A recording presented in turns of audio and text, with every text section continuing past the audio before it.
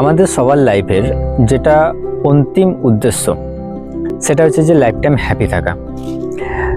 তো আপনি যদি স্টুডেন্ট হন, আপনাকে যদি জিজ্ঞাসা করা হয় যে আপনি বড় হয়ে কী হতে চান, আপনি হয়তো বলবেন যে আমি কোনো সরকারি চাকরি করতে চাই বা কোনো সাকসেসফুল বিজনেসম্যান হতে চাই।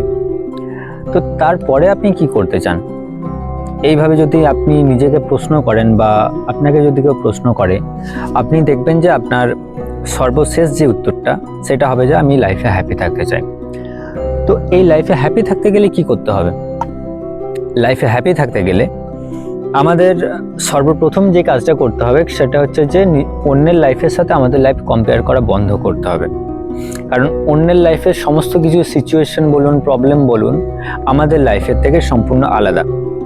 দ্বিতীয় যে কাজ করতে হবে সেটা যে আমাদের প্রত্যেকের লাইফে এমন অনেক কিছু ফল্ট আছে, এমন অনেক কিছু লিকেজ আছে, যেগুলোর জন্য আমরা আমাদের অন্তিম লক্ষ্যে কখনোই পৌঁছাতে পারি না।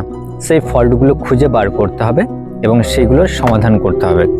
তো আমরা যদি সেই কাজগুলো করতে সক্ষম হই, আমরা আমাদের অন্তিম লক্ষ্যেতে খুব ইজিলি পৌঁছাতে পারবো। তাই বি হ্যাপি অলওয়েজ।